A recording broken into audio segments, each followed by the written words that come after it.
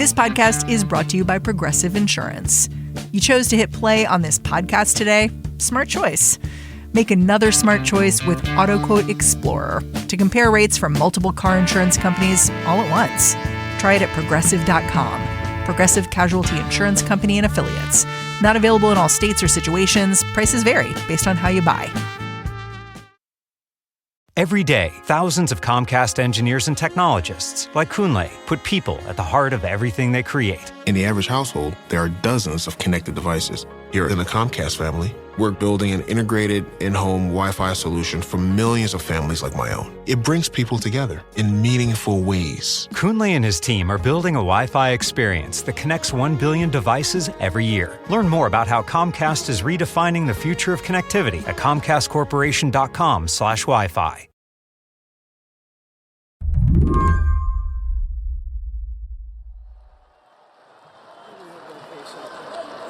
Could you imagine Biden doing this? I don't think so. Soon after taking the oath of office, President Donald Trump got to work.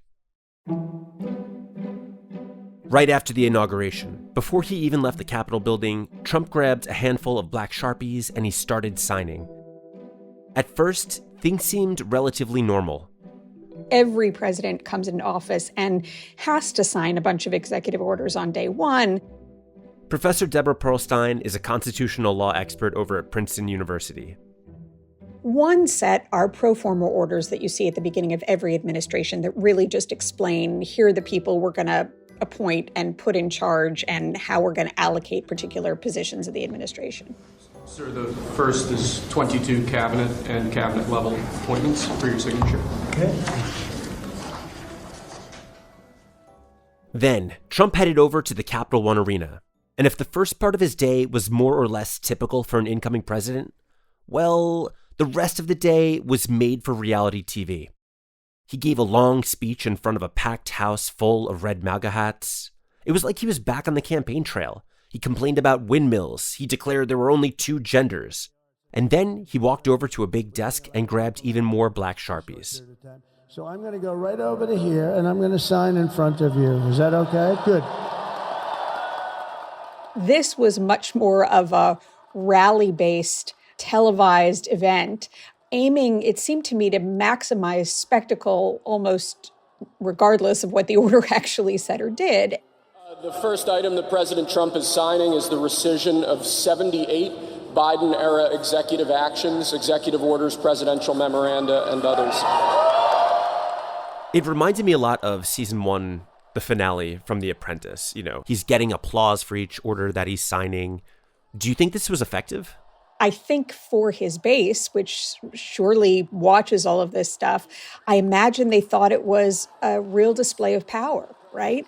The next item here is the withdrawal from the Paris Climate Treaty. And even for folks who had access to that display and are not familiar with what executive orders actually are and can do, they might view it in that way too. And lastly, sir, before we go back to the Oval Office to sign a large number of other items, is a directive to the federal government ending the weaponization of government against the political adversaries of the previous administration, as we've seen. The way I see this is mostly sound and very little fury. So very little actually changing here on day one. And I think, my instinct here and my reaction is, okay, deep breath. What are these actually doing? What are these actually changing? And the short answer is very little so far. So the language in these orders is decisive. It's definitive. It's absolute. If you read the text, a lot of them say, by the authority vested in me, and then issue some sort of proclamation or decree. It goes back to Trump saying he wanted to be a dictator on day one. Are you worried that this language might give him an opening to do so? No. I have a lot of worries, but the language in these executive orders is much more legal theater than law.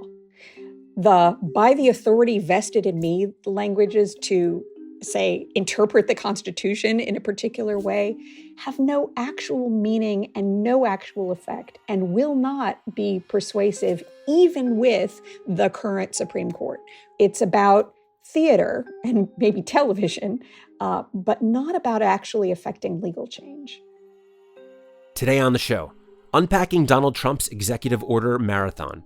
Can he actually do that? I'm Rob Gunther, in for Mary Harris. You're listening to What Next? Stick around.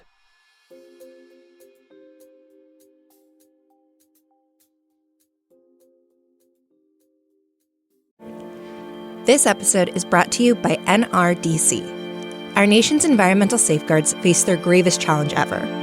The new Trump administration is moving quickly to dismantle decades of protections for our clean air, water, and public lands. The Natural Resources Defense Council has proved it can stop these attacks.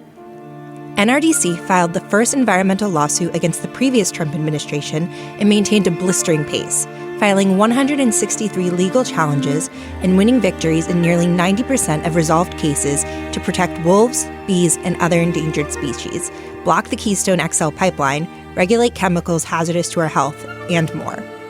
Now, NRDC is launching the legal fund to stop the Trump agenda. For a limited time, all donations will be doubled to help power their strongest legal defense of our environment yet. From climate protection to endangered species, what we do now will determine the world our children inherit. Make your match gift at nrdc.org/podcast. This episode is brought to you by NRDC. Our nation's environmental safeguards face their gravest challenge ever. The new Trump administration is moving quickly to dismantle decades of protections for our clean air, water, and public lands. The Natural Resources Defense Council has proved it can stop these attacks. NRDC filed the first environmental lawsuit against the previous Trump administration and maintained a blistering pace, filing 163 legal challenges and winning victories in nearly 90% of resolved cases to protect wolves, bees, and other endangered species, block the Keystone XL pipeline, regulate chemicals hazardous to our health, and more. Now, NRDC is launching the legal fund to stop the Trump agenda. For a limited time, all donations will be doubled to help power their strongest legal defense of our environment yet. From climate protection to endangered species, what we do now will determine the world our children inherit. Make your match gift at nrdc.org/podcast.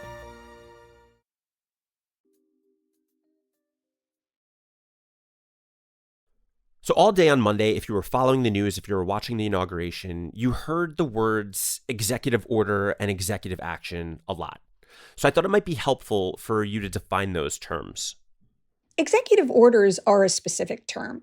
It's a kind of order issued by presidents that has been around for a long time, that is defined and described by statute and other presidential orders. But it really only has the power to change things within the executive branch of the government. It doesn't have the power to order any individual, any company, any organization outside the executive branch to do anything directly. Executive orders work by ordering other people inside the administration to take particular actions. Ordering, for example, cabinet secretaries to conduct review, ordering the Department of Defense to develop a plan. That's the way executive orders work. They can have a significant effect over time, and many do, and that's why presidents issue so many of them. But you have to read the specific order to understand exactly what effect, if any, this is likely to have on Americans' lives going forward. It's hard to figure out where even to start, given the volume of executive orders announced yesterday. But one that I think generated a lot of headlines, and one that we saw coming perhaps, was this order where Trump is trying to get rid of birthright citizenship by decree. So this is a constitutional right that citizenship is granted for people born in the U.S., even if your parents are undocumented. It's got a lot of Supreme Court history supporting that right. What is he trying to do here? The way the executive order that he issued in particular works is to say that members of agencies of the federal government, so for example, State Department that issues passports to American citizens, don't automatically extend them a passport that says they're a U.S. citizen when their mother, for example, was unlawfully present in the United States at the time they were born. So that's the way this particular order works, and it has a few other applications. First, he may be trying to make people's lives uncomfortable and difficult. That is, the lives of people who are undocumented in the United States. But I think primarily he's trying to set up a legal challenge in the courts, which he will get and indeed already has. The ACLU, I believe, has already filed the first lawsuit challenging the obvious unconstitutionality of this order. That lawsuit, that litigation, will proceed through the courts, I think, reasonably quickly. There is a super clear constitutional language that everyone born in the United States is a citizen, but this is designed to test it, and I think they'll get that test pretty quickly. Yeah, it's worth noting to me that it's not like the federal government is in charge of giving birth certificates. People born in the United States will still have those documents. The question then remains, they won't be able to get Social Security cards, they won't be able to get passports, and like you said, people's lives could get measurably more difficult while these cases go through the courts. That's right. Or at least at a minimum, it will inspire fear among this population of undocumented immigrants to the United States. And I think that's very much a central piece of the point. This all fits into Trump's rhetoric against immigration, against undocumented immigration.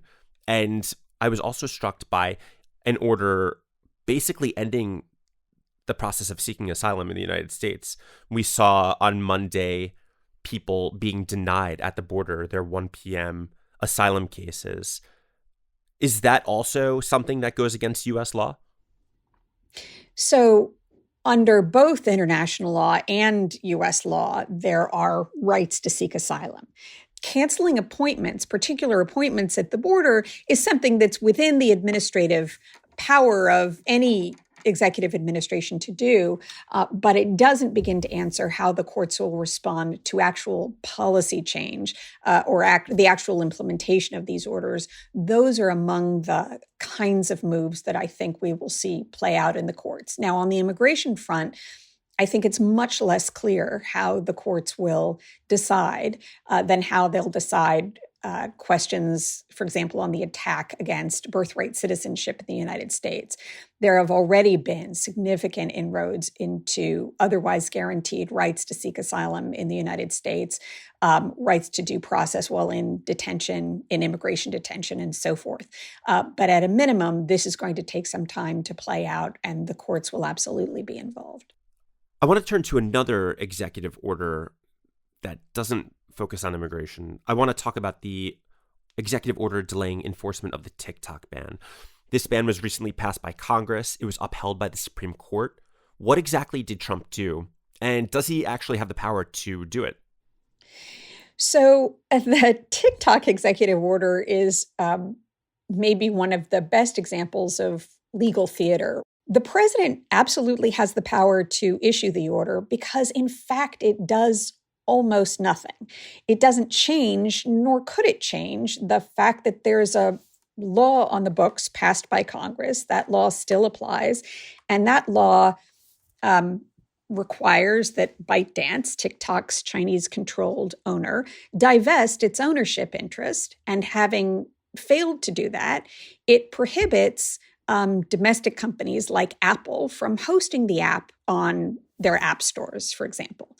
And it attaches substantial fines to those domestic companies like Apple for violating that after the January 19th deadline. So if you look on the Apple App Store and other places where you might look to have your TikTok app serviced, you will find the app is no longer available. What the executive order simply did is direct his attorney general, Trump's attorney general, not to take any enforcement action, so not to actually implement those fines against those domestic companies for 75 days, while the Trump administration figures out what it wants to actually do.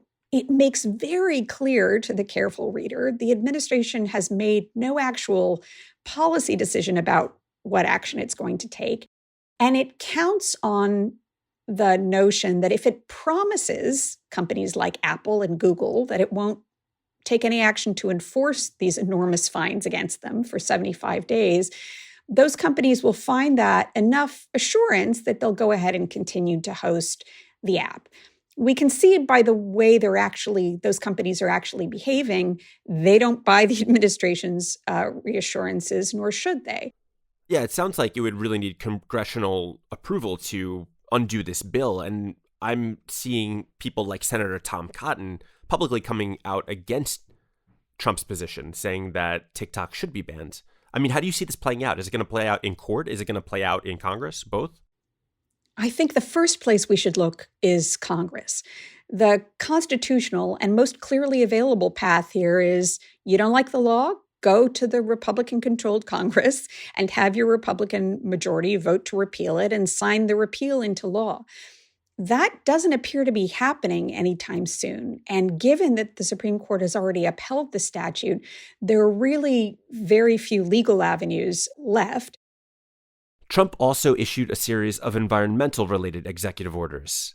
This included withdrawing from the Paris Climate Agreement, declaring an energy emergency, and encouraging energy exploration and production on federal lands and waters.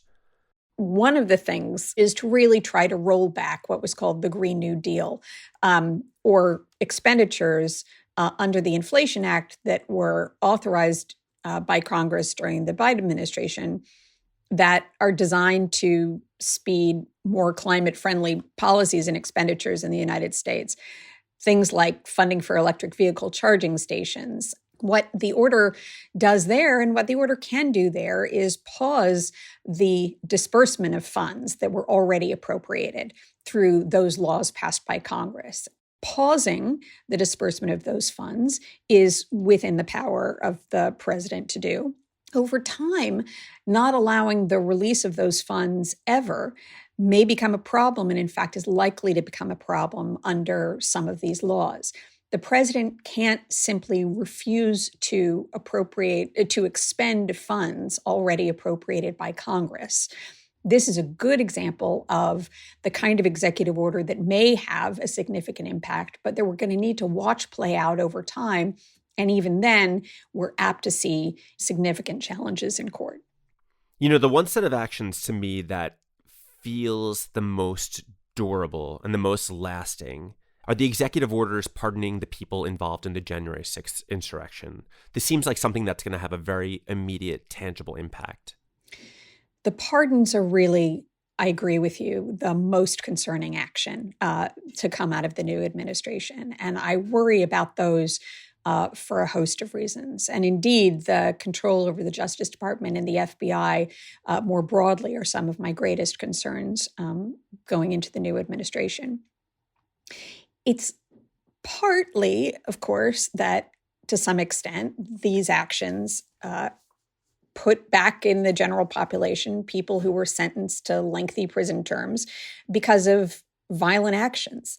And people who now feel empowered and protected for the next 4 years at least by a president who has sent the message that violence, if pursued in Trump's interest, will not meet with punishment in our rule of law system. That is a profoundly dangerous, profoundly anti-legal position to take. And that's one of the greatest concerns. I think it is of a piece with some of the other executive orders that, while having no immediate effect, I'm going to be watching most closely. And those are orders that require his attorney general, his director of national intelligence, to conduct reviews of enforcement actions and intelligence investigations that were undertaken in the past 4 years.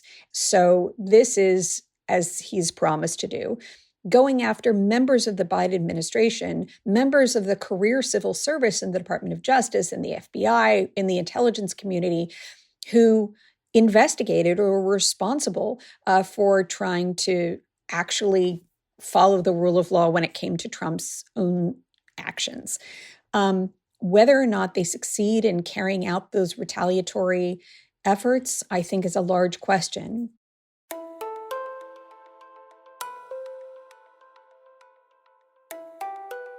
I deeply don't think that the administration will succeed in pursuing actual meritless prosecutions through the court. I don't think they'll succeed in getting any criminal conviction of any former member of the administration who did nothing wrong. What I do worry they might succeed at is engaging in enough investigations, triggering enough legal actions that they make the lives of some of the people who were most effective in challenging the legality of the last Trump administration to make their lives in the next 4 years very difficult. After the break, what Trump's first term tells us about how things might go this time around.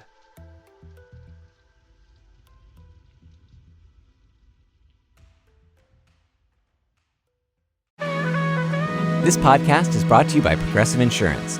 Fiscally responsible, financial geniuses, monetary magicians. These are things people say about drivers who switch their car insurance to Progressive and save hundreds. Because Progressive offers discounts for paying in full, owning a home, and more. Plus, you can count on their great customer service to help you when you need it, so your dollar goes a long way. Visit Progressive.com to see if you could save on car insurance. Progressive Casualty Insurance Company and Affiliates. Potential savings will vary. Not available in all states and situations. Hey, I'm Ryan Reynolds. Recently, I asked Mint Mobile's legal team if big wireless companies are allowed to raise prices due to inflation. They said yes. And then when I asked if raising prices technically violates those onerous 2-year contracts, they said, "What the f*** are you talking about, you insane Hollywood ass?" So to recap, we're cutting the price of Mint Unlimited from $30 a month to just $15 a month. Give it a try at mintmobile.com/switch. $45 upfront payment equivalent to $15 per month. New customers on first 3-month plan only. Taxes and fees extra. Speed slower above 40 gigabytes. See details. This episode is brought to you by LifeLock. The new year brings new health goals and wealth goals. Protecting your identity is an important step. LifeLock monitors millions of data points per second. If your identity is stolen, LifeLock's restoration specialist will fix it, guaranteed or your money back. Resolve to make identity health and wealth part of your New Year's goals with LifeLock. Save up to 40% your first year. Visit LifeLock.com/podcast. Terms apply. You mentioned that these executive actions are subject to being overturned as soon as a new president comes into power. And I'm thinking about how Biden came into office in 2020, and he rescinded executive actions from President Trump's first term right away. I'm thinking about this flip-flop and sort of what patterns are you seeing every time a new administration comes into power? So there's some patterns that are completely predictable. And that have been sustained now from, Reagan to Clinton to Bush to Trump to Biden and so forth. And many of these executive orders fall into that bucket. So doing things like rolling back certain environmental protections for certain bodies of land in the United States. If you are pro-environment, you might be upset, rightly, by the policy implications of those changes. But they're changes that, when done by executive order, really can only last for 4 years, opening up certain sections of Alaska to drilling, for example. The harms can last much longer than that, but they are changeable and can be changed back. And if we want to stop the back and forth from happening, the way to do that is by enacting laws through Congress, or for that matter, through state legislatures. Executive orders can't, by their terms, overturn acts of Congress or anything state law does. It can accomplish a lot in a 4-year period of time, but it can't survive in a lasting way. A big reason why these orders often don't last or even go into effect in the first place is lawsuits. There have already been multiple lawsuits filed against some of the executive orders Trump issued on Monday. Both the ACLU and a group of 18 state attorneys general have sued to block the birthright citizenship order, for example. Deborah also says it's worth looking back to the executive orders Trump signed during his first term. Some of these, like his greenlighting of the controversial Dakota Access and Keystone XL pipelines, got caught up in legal battles for years, and they were ultimately rescinded by the Biden administration. Looking back to some of these orders, like Trump's Muslim ban that banned travelers from certain countries, could provide a roadmap of what to expect this time around.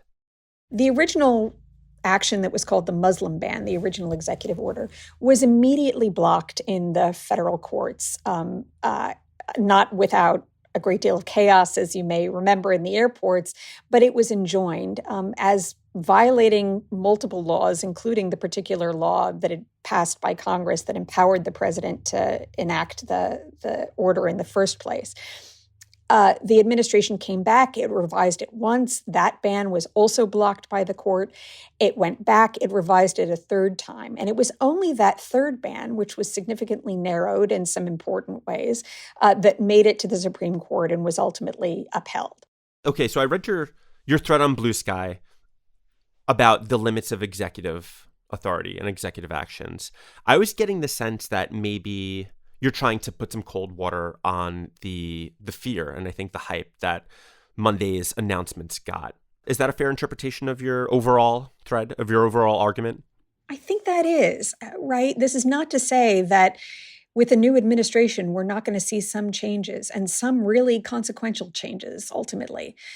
But a huge amount of the power that this administration wants to leverage is the power to make people afraid, to make them stop or change or act differently, whether or not the law requires them to do it or not. And this was a way of trying to say, look, there's a lot to be worried about, but deep breath, this is going to take a while. It's one thing for the president to say things in executive orders. It's another thing to actually get things done. Mm-hmm. And there's a big distance and often a lot of time between one step and the next. And I think it's important to the extent we can credibly possibly do it, disempower the fear mechanism that they seem already to be relying on so heavily, and at least fighting, to the extent you disagree with them, fighting what they actually do, not just what they say they're going to do. What about the changes to the federal judiciary that we've seen over the past 8 years? A lot of the pending litigation or upcoming litigation might be seen in front of judges appointed by Trump himself. We've seen certain judges have proven to be very friendly to him and his administration. Do you see maybe this changing the outlook on what can get passed through executive action? I think there's no question that, in particular, the Supreme Court now is not the Supreme Court we had when Trump came to office in 2017, the last time. The lower courts are in many ways, though, much the same.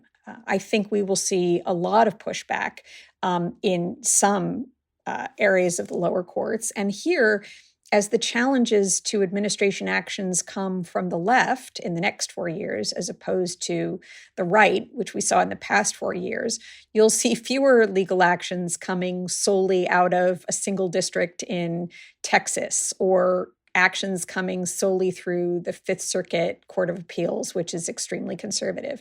Instead, you'll see, as you do with the, for example, challenge to the birthright citizenship order that was already filed, actions being filed in friendlier courts to Democratic leading interests. That will change the posture of what's coming to the Supreme Court. It will change the breadth of the ruling below, and it will change the kinds of cases that the court gets and decides to hear. That will surely have some effect. Is this a conservative Supreme Court? 100%. Will they therefore rule 100% in Trump's favor? No, I don't think that's likely to happen. I think the birthright citizenship example is a great first test.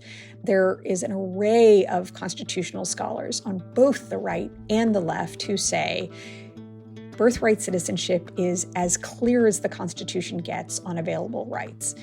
Ultimately, we'll have to see, but I don't think Trump will win 100% of the time. He'll win a bunch, but no, not even in this court. Professor Deborah Pearlstein, thank you so much for your time. Really grateful. Thank you. Professor Deborah Pearlstein is the director of the Princeton program in Law and Public Policy. And that's the show.